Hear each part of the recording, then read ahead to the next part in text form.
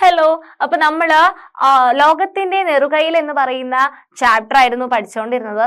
അതിനകത്ത് നമ്മൾ ഇന്ത്യയുടെ ഭൂപ്രകൃതിയുടെ ക്ലാസിഫിക്കേഷൻ പ്ലസ് ഹിമാലയത്തിന്റെ പെക്യുലാരിറ്റീസ്, ക്യാരക്ടറിസ്റ്റിക്സ്, ഇത്രയും കാര്യങ്ങളാണ് നമ്മൾ പഠിച്ചിട്ടുള്ളത്. ഓരോ ഡിവിഷനും നമ്മൾ പറഞ്ഞു കഴിഞ്ഞു. ഹിമാലയം എങ്ങനെയാണ് ഉണ്ടായിട്ടുള്ളതെന്ന് നമ്മൾ പറഞ്ഞു കഴിഞ്ഞു. 3 തരത്തിലുള്ള സീമകൾ അല്ലെ, സംയോജക സീമ, വിയോജക സീമ, ഛേദക സീമ, 3 സീമകൾ നമ്മൾ പഠിച്ചു കഴിഞ്ഞു. ഇനി നമ്മൾ നോക്കുന്നത് ഹിമാലയവും പ്രാദേശിക വിഭാഗങ്ങളും എന്ന് പറയുന്ന ഒരു പോർഷനാണ്. Himalayas and its regional divisions. ഹിമാലയത്തിന്റെ ഡിവിഷൻ, അതാണ് നമ്മൾ നെക്സ്റ്റ് നോക്കാൻ വേണ്ടി പോകുന്നത്. So the rivers that originate from the Himalayas create deep gorges in their course. The regional divisions of the Himalayas have been made on the basis of these cross-cutting rivers.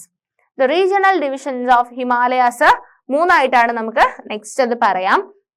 Okay, ഹിമാലയത്തിൽ നിന്നും ഉത്ഭവിക്കുന്ന നദികൾ പർവ്വതനിരകൾക്ക് കുറുകെ, ഹിമാലയത്തിൽ നിന്നും originate ചെയ്യുന്ന നദികള് പർവ്വതനിരകൾക്ക് കുറുകെ ആഴമേറിയ താഴ്വരകൾ അല്ലെ, ഗിരികന്ധരങ്ങൾ അങ്ങനെയാണ് ഉണ്ടാവുന്നത്. പർവ്വതനിരകൾക്ക് കുറുകെ ഒഴുകുന്ന നദികളെ അടിസ്ഥാനപ്പെടുത്തി എന്തിന്റെ ബേസിസിലാണ് നമ്മൾ ഹിമാലയത്തിന്റെ ക്ലാസിഫിക്കേഷൻ വരുന്നത്? പർവ്വതനിരത്തിന്റെ കുറുകെയായിട്ട് ഒഴുകുന്ന നദികൾ, ആ നദികളെ അടിസ്ഥാനപ്പെടുത്തിയിട്ടാണ് നമ്മൾ ഹിമാലയത്തെ പ്രാദേശിക വിഭാഗങ്ങളായിട്ട് വേർതിരിക്കുന്നത്. ഏതൊക്കെയാണ്? വെസ്റ്റേൺ ഹിമാലയാസ് അല്ലെങ്കിൽ പടിഞ്ഞാറൻ ഹിമാലയം, ഹിമാലയത്തിന്റെ വെസ്റ്റേൺ അല്ലെ, പടിഞ്ഞാറൻ ഹിമാലയം, സെൻട്രൽ ഹിമാലയാസ് അല്ലെങ്കിൽ മധ്യ ഹിമാലയം, ഈസ്റ്റേൺ ഹിമാലയാസ് അല്ലെങ്കിൽ കിഴക്കൻ ഹിമാലയം. ഓക്കെ, അപ്പം വെസ്റ്റേൺ ഹിമാലയാസ്, പടിഞ്ഞാറൻ ഹിമാലയം ഉണ്ട്, സെൻട്രൽ ഹിമാലയാസ് അല്ലെങ്കിൽ മധ്യ ഹിമാലയം ഉണ്ട്, ഈസ്റ്റേൺ ഹിമാലയാസ് അല്ലെങ്കിൽ കിഴക്കൻ ഹിമാലയം. ഇങ്ങനെ 3 ആയിട്ടാണ് നമ്മൾ ഹിമാലയത്തിനെ ക്ലാസിഫൈ ചെയ്യുന്നത്. Western Himalayas, which stretches from the Indus River Valley to the north of Jammu and Kashmir up to the Kali River Valley. River Gaghara's tributary ആണ് കാളി റിവർ എന്ന് പറയുന്നത്. In the eastern part of Uttarakhand can be classified into Kashmir Himalaya, Himachal Himalaya, Uttarakhand Himalaya. എന്താ പറഞ്ഞിട്ടുള്ളത്? Western ഹിമാലയനെ പറ്റിയിട്ട് നമ്മൾ first ടൈപ്പാണ് western ഹിമാലയത്തിന്റെ ആദ്യത്തെ ക്ലാസിഫിക്കേഷനിൽ ഒന്നാമത്തെ എന്ന് പറയുന്നത് വെസ്റ്റേൺ ഹിമാലയ ആണ്. സോ വെസ്റ്റേൺ ഹിമാലയ, ഈ വെസ്റ്റേൺ ഹിമാലയത്തിനെ നമുക്ക് എന്തായിട്ട് തിരിക്കാം? 3 ആയിട്ട് തിരിക്കാം. വെസ്റ്റേൺ ഹിമാലയ, നമ്മൾ ഹിമാലയത്തിന്റെ ക്ലാസിഫിക്കേഷൻ 3 പറഞ്ഞു. Western Himalaya, central Himalaya, western Himalaya ഉണ്ട്, ഈസ്റ്റേൺ ഹിമാലയ ഉണ്ട്, സെൻട്രൽ ഹിമാലയ ഉണ്ട് അല്ലെ. വെസ്റ്റ്, ഈസ്റ്റ്, സെൻട്രൽ 3 ആയിട്ട് തിരിക്കാം. ഇതിനകത്ത് വെസ്റ്റേൺ ഹിമാലയത്തിനെ തന്നെ നമുക്ക് 3 ആയിട്ട് തിരിക്കാം. ഏതാണ് ആ 3 ആയിട്ട് തിരിച്ചിട്ടുള്ളത്? നോക്കിക്കേ, ഏതാണ്?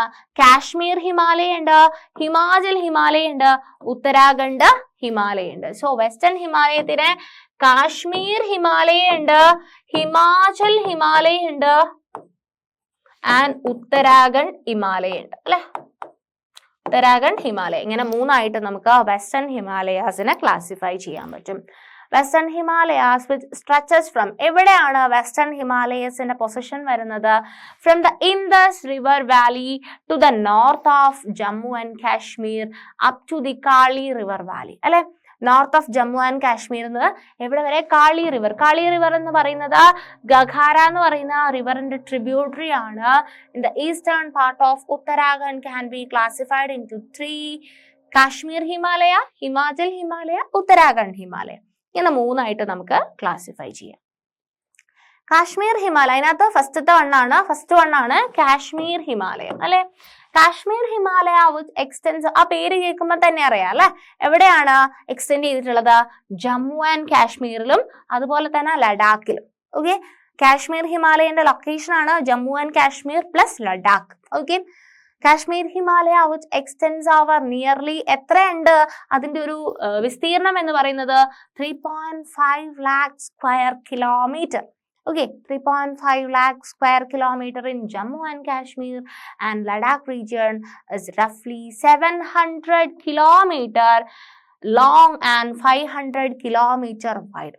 700 കിലോമീറ്റർ ലോങ്ങും 500 കിലോമീറ്റർ വൈഡുമായിട്ട് ജമ്മു കാശ്മീർ ലഡാക്ക് പ്രദേശത്ത് 3.5 ലാക്ക് സ്ക്വയർ കിലോമീറ്ററിൽ വിസ്തൃതിയിൽ വ്യാപിച്ചു കിടക്കുന്ന കാശ്മീർ ഹിമാലയത്തിന് ഏകദേശം 700 കിലോമീറ്റർ നീളവും 500 കിലോമീറ്റർ വീതിയുമാണ് ഉള്ളത്. Important mountain ranges of Kashmir Himalaya containing snow-covered peaks, valley and hill ranges are ഏതൊക്കെയാണ് സ്ഥലങ്ങൾ ഇമ്പോർട്ടന്റ് ആണ്? കാരക്കോറം ഉണ്ട്, സാസ്കർ ഉണ്ട്, ലഡാക്ക് ഉണ്ട്, പീർ പാഞ്ചൽ ഉണ്ട്. ഓക്കെ, സോ മഞ്ഞു മൂടിയിട്ടുള്ള അല്ലെ ആ ഒരു നോർത്ത്, നിങ്ങൾ ജമ്മു കാശ്മീർ മനസ്സിൽ വിചാരിക്കുക എന്താ, മഞ്ഞു മൂടിയിട്ടുള്ള സ്ഥലങ്ങളാണ്. മഞ്ഞു മൂടിയിട്ടുള്ള കൊടുമുടികളുണ്ട്, താഴ്വരകളുണ്ട്, മലനിരകളുണ്ട്. ഇതിലെ പ്രധാനപ്പെട്ട പർവ്വത നിരകളാണ് നമ്മുടെ ഈ ജമ്മു കാശ്മീർ അല്ലെ, കാശ്മീർ ഹിമാലയയിലുള്ള പ്രധാനപ്പെട്ട പർവ്വത നിരകളാണ് കാരക്കോറം, സാസ്കർ, ലഡാക്ക്, പീർ പഞ്ചാൽ. ഓക്കെ, ലോകത്തിലെ രണ്ടാമത്തെ ഉയരമേറിയ കൊടുമുടിയായ mount K two. Okay, mount K two Godwin Austen 861 അല്ലെ, 8611 മീറ്റർ. കാരക്കോറം നിലയിലാണ് ഈ മൗണ്ട് കെ2 സ്ഥിതി ചെയ്യുന്നത്. കാരക്കോറം എന്ന് പറയുന്നത് കാശ്മീർ ഹിമാലയം. കാശ്മീർ ഹിമാലയം എന്ന് പറഞ്ഞാൽ ഹിമാലയത്തിന്റെ ഡിവിഷൻ. ഓക്കെ, മൗണ്ട് കെ2 ഉള്ളത് എവിടെയാണ്? കാശ്മീർ ഹിമാലയത്തിലാണ്. Okay, Siachen, Baltoro etc. are the important glacier of this region. അവിടെയുള്ള ഇമ്പോർട്ടന്റ് ആയിട്ടുള്ള പർവ്വതങ്ങൾ നമ്മൾ പറഞ്ഞു. ഏതാണ്? കാരക്കോറം, സാസ്കർ, ലഡാക്ക്, പീർ പഞ്ചൽ. പിന്നെ രണ്ടാമത്തെ ഉയരമേറിയ കൊടുമുടിയായിട്ടുള്ള മൗണ്ട് കെ2 ഉണ്ടെന്ന് പറഞ്ഞു. ഇനി നമ്മൾ നോക്കുന്നത് എന്താണ്? ഇമ്പോർട്ടന്റ് ആയിട്ടുള്ള ഗ്ലേഷ്യേഴ്സ്. ഓക്കെ, സിയാച്ചിൻ, ബോൾട്ടോറോ, ഇതാണ് ഈ പ്രദേശത്തിലെ പ്രധാനപ്പെട്ട ഹിമാനികൾ അല്ലെ. ഹിമാനികൾ ഗ്ലേഷ്യേഴ്സ് ആണ് ഈ പറഞ്ഞിട്ടുള്ള സിയാച്ചിനും ബോൾട്ടോറോയും. നിങ്ങൾ ഈ പേരുകൾ പഠിക്കേണ്ട പേരുകളാണ് കേട്ടോ. These glacier help the river Indus and its tributaries such as Ravi, Jhelum and Chenab have a luxuriant water flow throughout the year. അപ്പം അവിടെയുള്ള ഈ ഗ്ലേഷ്യർ ആണ്, ഈ ഹിമാനികളാണ് എന്ത് ചെയ്യുന്നത്? അവിടെ കുറേ നദികളുണ്ട് അല്ലെ. ഏതൊക്കെ നദികളാണ്? സിന്ധു നദി, ഇമ്പോർട്ടന്റ് ആയിട്ടുള്ള ഇൻഡസ് റിവർ അല്ലെ. സിന്ധു നദിയും അതിന്റെ പോഷക നദികളായിട്ടുള്ള, അതിന്റെ സബ് ഡിവിഷൻ ആയിട്ടുള്ള അല്ലെങ്കിൽ അതിന്റെ പോഷക നദികളായിട്ടുള്ള രവി, ചലം, ചിനാബ് തുടങ്ങിയവയിലും വർഷം മുഴുവൻ എന്തുണ്ടാവും? വെള്ളം ഉണ്ടാവും അല്ലെ. അങ്ങനെ സമൃദ്ധമായിട്ടുള്ള വെള്ളം ഒഴുകാൻ കാരണം എന്ന് പറയുന്ന ഹിമാനികളാണ് സിയാച്ചിനും ബോൾട്ടോറയും. Okay, the freight and passenger movement on either side of the mountain is made possible through the mountain passes. ചുരങ്ങൾ. ഓക്കെ, പർവ്വതങ്ങളുടെ ഇരുവശങ്ങളെയും തമ്മിൽ ബന്ധിപ്പിച്ച് ഗതാഗതം സാധ്യമാക്കുന്നത് പർവ്വതങ്ങളിലെ ചുരങ്ങളാണ്. ഓക്കെ, നമുക്ക് ഒരു പർവ്വതത്തിന്റെ അപ്പുറത്തും ഒക്കെ പോകണമെന്നുണ്ടെങ്കിൽ നമുക്ക് ഇങ്ങനെ പോകാൻ പറ്റില്ല. അതിനെന്തുണ്ട്? ചുരങ്ങൾ. നിങ്ങൾ കണ്ടിട്ടില്ലേ? വയനാട് ചുരം നിങ്ങൾ കേട്ടില്ലേ? താമരശ്ശേരി ചുരം എന്നൊക്കെ കേട്ടില്ലേ? അപ്പം ചുരങ്ങളാണ് എന്ത് ചെയ്യുന്നത്? പാസസ് ആണ് എന്ത് ചെയ്യുന്നത്?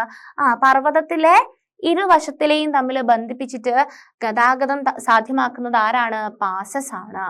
ഓക്കെ, പർവ്വതനിരകൾ മുറിച്ചു കടക്കാൻ സഹായകമായ സ്വാഭാവിക ഇടങ്ങളാണ് ചുരങ്ങൾ. നമുക്ക് പർവ്വതത്തിനെ മുറിച്ചു കടക്കണം എന്നുണ്ടെങ്കിൽ നമുക്ക് ഇങ്ങനെ കടക്കാൻ പറ്റില്ല. അപ്പൊ നമ്മൾ എന്ത് ചെയ്യും? ചുരങ്ങൾ വഴിയാണ് എന്ത് ചെയ്യുക? പർവ്വതത്തിനെ മുറിച്ചു കടക്കുന്നത്. Okay, so the passes are comparatively easier natural passages in the mountainous terrains. Okay, പീർ പഞ്ചാൽ പർവ്വത നിരയ്ക്ക് കുറുകെയുള്ള ബനിഹാൽ ചുരമാണ് ജമ്മു പ്രദേശത്തെ കാശ്മീർ താഴ്വരയുമായി ബന്ധിപ്പിക്കുന്നത്. അപ്പം ജമ്മുവിനെ കാശ്മീർ താഴ്വരയുമായിട്ട് ബന്ധിപ്പിക്കുന്നത് ഏതാണ്? ബനിഹാൽ ചുരമാണ്. So the Banihal pass across the Pir Panjal range അല്ലെ. പീർ പഞ്ചൽ എന്ന് പറയുന്ന പർവ്വത മേഖലയ്ക്ക്, പീർ പഞ്ചൽ പർവ്വത നിലയ്ക്ക് കുറുകെയുള്ള ചുരത്തിന്റെ പേരാണ് ബനിഹാൽ പാസ്. അതാണ് എന്ത് ചെയ്യുന്നത്? ജമ്മുവിനെ കാശ്മീർ താഴ്വരയുമായിട്ട് ബന്ധിപ്പിക്കുന്ന പാസ് ആണ് ഈ പറഞ്ഞിട്ടുള്ള ബനിഹാൽ പാസ് എന്ന് പറയുന്നത്. There are numerous freshwater lakes in the Kashmir. Himalaya and Dal Lake is important among them. ശുദ്ധജല തടാകങ്ങൾ കാശ്മീരിൽ ഇഷ്ടം പോലെ എന്തുണ്ട്? ശുദ്ധജല തടാകമുണ്ട്. അതിനകത്ത് ഇമ്പോർട്ടന്റ് ആയിട്ടുള്ളതാണ് ഏത്? ദാൽ ലേക്ക്. ഓക്കെ, കാശ്മീർ ഹിമാലയയില് ഏറ്റവും ഇമ്പോർട്ടന്റ് ആയിട്ടുള്ളതാണ് എന്ത്? ദാൽ ലേക്ക് എന്ന് പറയുന്നത്. ഈ തടാകത്തിന്റെ കരയിലാണ് ശ്രീനഗർ പട്ടണം സ്ഥിതി ചെയ്യുന്നത്. ജമ്മു കാശ്മീർ എന്ന് പറയുമ്പോൾ ഇമ്പോർട്ടന്റ് ആയിട്ടുള്ള ഒരു സ്ഥലം. പണ്ട് ജമ്മു കാശ്മീർ സംസ്ഥാനമായിരുന്ന സമയത്ത് ശ്രീനഗർ ആയിരുന്നു അതിന്റെ തലസ്ഥാനം. അപ്പം എന്താണ്, ജമ്മു കാശ്മീരില് തടാകത്തിന്റെ കരയിലാണ് ശ്രീനഗർ എന്ന് പറയുന്ന പട്ടണം, അല്ലെ? So the Srinagar is situated on the banks of this lake. It's an important tourist and commercial center too. അല്ലെ, അത് വളരെ ഇമ്പോർട്ടന്റ് ആയിട്ടുള്ള കാശ്മീരിലെ വിനോദസഞ്ചാര വാണിജ്യ കേന്ദ്രം കൂടിയാണ്, അല്ലെ? വാണിജ്യം എന്ന് പറഞ്ഞു കഴിഞ്ഞാൽ എന്താണ്? കൊമേഴ്ഷ്യൽ സെന്റർ ആയിരുന്നു. ഷിക്കാര, അല്ലെ, തടാകത്തിലെ ഷിക്കാര തോണികളും ഫ്ലോട്ടിംഗ് മാർക്കറ്റുകൾ, അല്ലെ? ഫ്ലോട്ടിംഗ് മാർക്കറ്റ് എന്ന് പറഞ്ഞാൽ എന്താ? തോണികളുണ്ട്, അതുപോലെ തന്നെ തോണി ഒഴുകുന്ന മാർക്കറ്റ്, അല്ലെ? അതാണ് തോണികളിൽ തന്നെ വിപണികൾ നടത്തുന്നതിനാണ് എന്ത് പറയുക? ഫ്ലോട്ടിംഗ് മാർക്കറ്റ് എന്ന് പറയാം. സോ ദാൽ തടാകത്തിലെ ഷിക്കാര തോണികളും ഫ്ലോട്ടിംഗ് മാർക്കറ്റുകളും തോണിയിലെ വിപണികൾ കാശ്മീർ ടൂറിസത്തിന്റെ മുഖമുദ്രകളാണ്. അപ്പം കാശ്മീർ ടൂറിസത്തിനെ ഇമ്പോർട്ടന്റ് ആക്കുന്നത് എന്താണ്? ഫ്ലോട്ടിംഗ് മാർക്കറ്റ്, അതുപോലെ തന്നെ എന്താണ്? ഷിക്കാര തോണികളുമാണ്, എന്ത്? ഷിക്കാര ബോട്ട്സുമാണ് അവിടുത്തെ ഇമ്പോർട്ടന്റ് ആയിട്ടുള്ള ഫീച്ചേഴ്സ് എന്ന് പറയുന്നത്. മർഗ് എന്താണെന്നാണ് നെക്സ്റ്റ് നമ്മൾ നോക്കുന്നത്. Okay, margs are meadows formed along the mountain slopes during the summer season. അല്ലെ, പർവ്വത ചെരുവുകളില് വേനൽക്കാലം, അല്ലെ, നല്ല ചൂടുള്ള വേനൽക്കാലത്ത് എന്ത് ചെയ്യുന്ന രൂപപ്പെടുന്ന പുൽമേടുകൾ. വേനൽക്കാലത്ത് പർവ്വത ചെരുവുകളിൽ രൂപപ്പെടുന്ന പുൽമേടുകളെയാണ് നമ്മൾ എന്ത് പറയുക? പുല്ലിന്റെ മേട്, അതിനെയാണ് എന്ത് പറയുക? മർഗുകൾ എന്ന് പറയുന്നത്. ശൈത്യകാലങ്ങളിൽ മഞ്ഞു മൂടപ്പെടുന്ന മർഗുകൾ സ്കീയിങ് പോലുള്ള മഞ്ഞുകാല വിനോദങ്ങൾക്കായി ധാരാളം സഞ്ചാരികളെ ആകർഷിക്കുന്നു. അപ്പം വേനൽക്കാലത്ത് പർവ്വതച്ചെരുവിൽ രൂപപ്പെടുന്നതാണ്.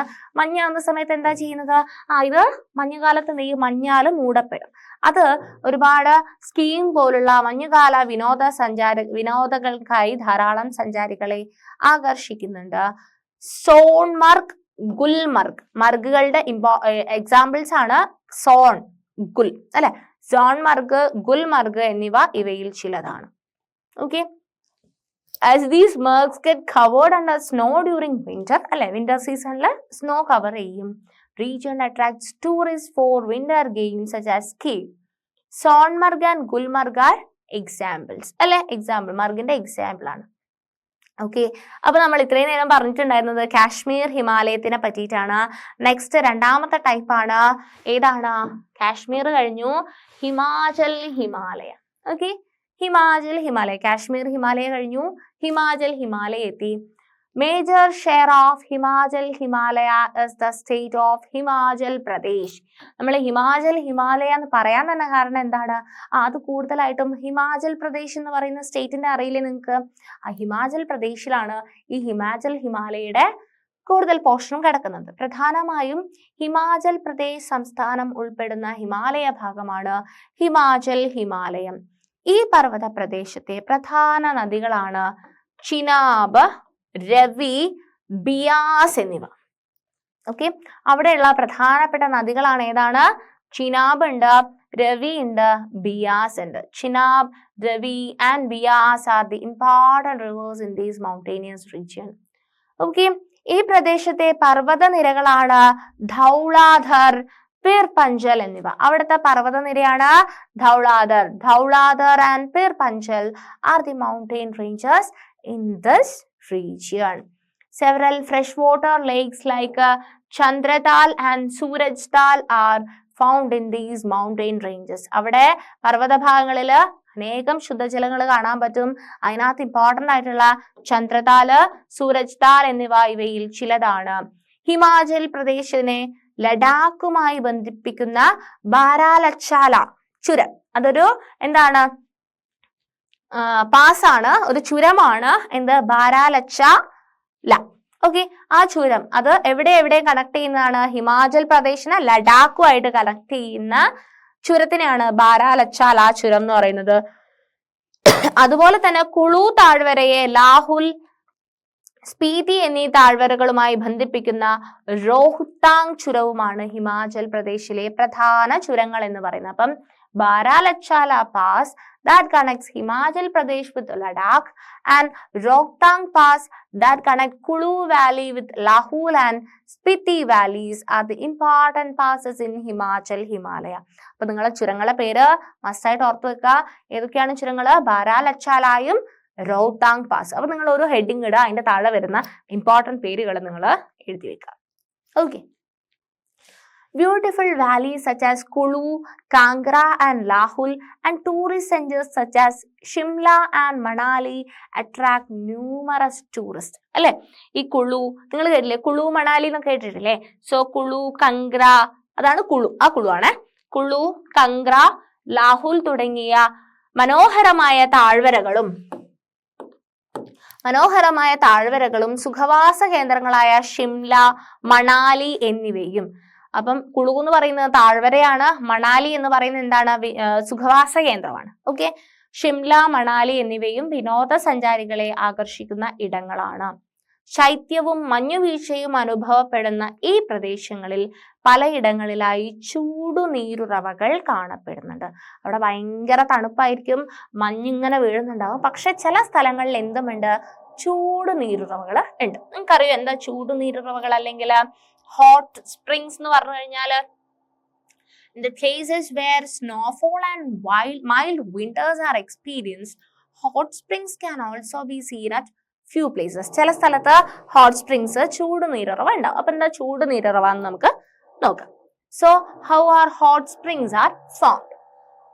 ചൂടുനീരുറവകൾ എങ്ങനെയാണ് രൂപപ്പെടുന്നത്? Rain water seeps into the earth and becomes a part of the ground water. Rain water എർത്തിലേക്ക് വന്നിട്ട് ഭൂഗർഭജലത്തിന്റെ ഭാഗം അല്ലെ ഗ്രൗണ്ട് വാട്ടറിലേക്ക് മിക്സ് ആവും. In areas where mountain building processes, that is orogenic process അല്ലെ, മൗണ്ടെയിൻ ഉണ്ടാവുന്ന പ്രോസസ് എവിടെയെങ്കിലും നടക്കുന്നുണ്ടെങ്കിൽ are active, the subsurface rock layers get heated up and these rock layers warm up the groundwater. മഴവെള്ളം ഭൂമിക്കടിയിലേക്ക് ഊർന്നിറങ്ങി ഭൂഗർഭജലത്തിന്റെ ഭാഗമായിട്ട് മാറും. അറിയാലോ, പർവ്വത രൂപീകരണം പോലുള്ള ഭൗമപ്രവർത്തനങ്ങൾ സജീവമായ ഇടങ്ങളിൽ ഏതെങ്കിലും സ്ഥലത്ത് ഇങ്ങനെ പർവ്വതം ഇങ്ങനെ ഉണ്ടായിക്കൊണ്ടിരിക്കുന്ന ആ ഒരു പ്രവർത്തനം നടന്നുകൊണ്ടിരിക്കുകയാണെന്നുണ്ടെങ്കിൽ അവിടെ ഭൗമോപരിതലത്തിനടിയിലെ ശിലാപാളികൾ അല്ലെ, ഭൗമ ഉപരിതലത്തിന്റെ താഴെ കുറച്ച് ശിലാപാളികൾ ഉണ്ട്. ആ ശിലാപാളികൾ എന്ത് ചെയ്യും? അവിടെ ഭയങ്കര ചൂടായിരിക്കും. അപ്പൊ അത് ചൂട് പിടിച്ചിട്ട് ശിലകൾ എന്ത് ചെയ്യും? ഈ കല്ല് നല്ല ചൂടായിട്ട് എന്താവും? അവിടെ അടുത്തുള്ള വെള്ളത്തിനെയും കൂടി എന്താക്കും? ചൂടാക്കും. ഓക്കെ. ശിലകൾ എന്ത് ചെയ്യും? ഈ ഭൂഗർഭജലം ഉണ്ട് താഴെ, മഴവെള്ളം ഭൂഗർഭജലമായിട്ട് മാറിയില്ലേ, അതിനെയും കൂടി ചൂട് പിടിപ്പിക്കും. ഇങ്ങനെ ചൂട് പിടിച്ച ഭൂഗർഭജലം ഭൗമോപരിതലത്തിൽ ഉറവകളായി എത്തുന്നതാണ് ചൂടുനീരുറവകൾ എന്ന് പറയുന്നത്. ഇങ്ങനെ ചൂട് പിടിച്ച സാധനം എന്ത് ചെയ്യും? നമ്മൾ ഉറവ പൊട്ടുന്നത് കേട്ടിട്ടില്ലേ? ഉറവ ഉണ്ടാവുന്നില്ലേ? അതുപോലെ ചൂടുള്ള വെള്ളത്തിന്റെ ഉറവ വരുന്നതിനാണ് എന്ത് പറയാം? ചൂടുനീരുറവകൾ എന്ന് പറയുന്നത്. അപ്പൊ എങ്ങനെയാ ചൂടുനീരുറവകൾ ഉണ്ടാവുന്നത്? ഫസ്റ്റ് മഴ പെയ്യുമ്പോൾ ആ മഴവെള്ളം ഭൂഗർഭജലത്തിന്റെ ഭാഗമായിട്ട് മാറും. അവിടെ എവിടെയെങ്കിലും പർവ്വതത്തിന്റെ രൂപീകരണത്തിന്റെ പ്രോസസ്സ് നടക്കുന്നുണ്ടെന്നുണ്ടെങ്കിൽ അവിടത്തെ ശിലാപാളികള് നല്ല ചൂടാവുന്നുണ്ടാവും. അപ്പൊ അത് അടുത്തുള്ള ഭൂഗർഭജലത്തിനെ എന്ത് ചെയ്യും? ചൂട് പിടിപ്പിക്കും. അല്ലെങ്കിൽ അണ്ടർഗ്രൗണ്ട് വാട്ടർ അല്ലെ, ഗ്രൗണ്ട് വാട്ടറേയും ചൂട് പിടിപ്പിക്കും. ഈ ഗ്രൗണ്ട് വാട്ടർ എന്ത് ചെയ്യും? ചൂടുള്ള വെള്ളം എന്ത് ചെയ്യും? പുറത്തേക്ക് വരും അല്ലെ. പുറത്തേക്ക് കാണുന്നതിനെ, അങ്ങനത്തെ ഉറവകളായിട്ട് വരുന്നതിനെയാണ് എന്ത് പറയാം? ചൂടുനീരുറവകൾ എന്ന് പറയുന്നത്. The groundwater thus warmed rises to the surface as hot springs. Numerous hot springs can be seen in Himalayan terrain. Okay, Himalayan ടെറൈനിൽ നമുക്ക് ഒരുപാട് ഹോട്ട് സ്പ്രിങ്സ് കാണാൻ പറ്റും. അതിന്റെ എക്സാമ്പിൾ ആണ് ഇതാണ് നുബ്ര താഴ്വര അല്ലെ, നുബ്ര വാലി, നുബ്ര താഴ്വര, മണികരൻ, ഖീർഗംഗ. ഓക്കെ, അപ്പം നുബ്ര താഴ്വരയുണ്ട്, മണികരയുണ്ട്, ഖീർഗംഗയുണ്ട്. ഈ പേരുകളൊക്കെ ഇമ്പോർട്ടന്റ് ആണ്, നോക്കി വെക്കണം കേട്ടോ. നുബ്ര താഴ്വര, മണികര, Kheerganga. Electric power can be generated using this geothermal energy. നമുക്ക് ഈ ഒരു ജിയോ തേർമൽ അല്ലെ, ജിയോ ഭൂമിന്റെ എനർജി ഉണ്ട്, അതുപോലെ തന്നെ തേർമൽ അല്ലെ ചൂടുള്ള എനർജി ഉണ്ട്. അപ്പം ഈ ജിയോ തേർമൽ എനർജി വെച്ച് നമുക്ക് കറണ്ട്, ഇലക്ട്രിസിറ്റി ഉണ്ടാക്കാൻ വേണ്ടിയിട്ട് പറ്റും. ഓക്കെ, അങ്ങനെ ചെയ്യുന്ന സ്ഥലങ്ങളുമുണ്ട്.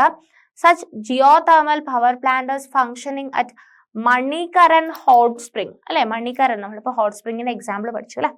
ആ മണികരൻ ഹോട്ട് സ്പ്രിംഗിൽ നമ്മൾ ഈ ഒരു ജിയോ തേർമൽ എനർജി വെച്ചിട്ട് നമ്മൾ ഇലക്ട്രിക് പവർ ജനറേറ്റ് ചെയ്യുന്നുണ്ട്. എവിടെയാണ്? ഹിമാചൽ പ്രദേശിൽ. ഓക്കെ.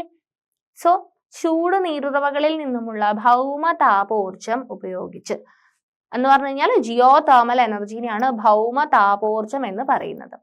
വൈദ്യുതി ഉൽപ്പാദിപ്പിക്കുവാൻ സാധിക്കും.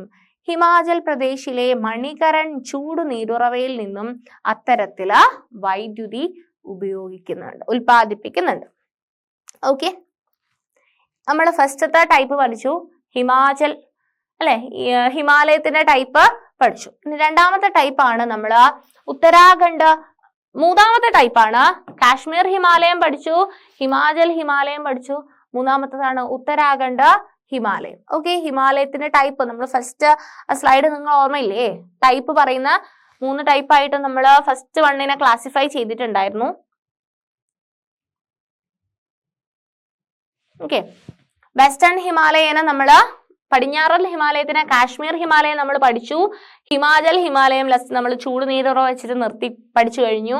നെക്സ്റ്റ് നമ്മൾ ഉത്തരാഖണ്ഡ്. ഈ ഉത്തരാഖണ്ഡ് ഹിമാലയാണ് നമ്മൾ നെക്സ്റ്റ് നോക്കുന്നത്.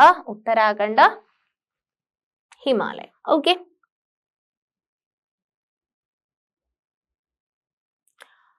ഉത്തരാഖണ്ഡ് ഹിമാലയം. ഉത്തരാഖണ്ഡ് ഹിമാലയത്തില് Uttarakhand Himalaya is part of Himalayas which extends from, എവിടെയാണ് ഇതിന്റെ ലൊക്കേഷൻ വരുന്നത്? സത്ലജ് റിവർ മുതൽ കാളി റിവർ വരെയാണ് ഉത്തരാഖണ്ഡ് ഹിമാലയത്തിന്റെ ലൊക്കേഷൻ അല്ലെ. സത്ലജ് നദി മുതൽ കാളി നദി വരെയുള്ള ഹിമാലയ പ്രദേശമാണ് ഉത്തരാഖണ്ഡ് ഹിമാലയം. Okay, its western side is known as Garhwal ഹിമാലയം എന്ന് പറയുന്നുണ്ട്. ഓക്കെ, അതിന്റെ പടിഞ്ഞാറ് ഭാഗത്തിന് എന്താ പറയുന്നത്? ഗഡ്വാൾ ഹിമാലയം എന്നും പറയുന്നുണ്ട്. കിഴക്കൻ ഭാഗം കുമവൂൺ ഹിമാലയം അല്ലെ. Eastern side is known as Kumaon Himalayas. അപ്പം സത്ലജ് മുതൽ കാളി നദി വരെയുള്ള സ്ഥലത്തിനാണ് ഉത്തരാഖണ്ഡ് ഹിമാലയം എന്ന് പറയുന്നത്. അതിന്റെ പടിഞ്ഞാറ് ഭാഗത്തിന് എന്താണ് പറയുന്നത്? ഗഡ്വാൾ ഹിമാലയം എന്ന് പറയുന്നുണ്ട്.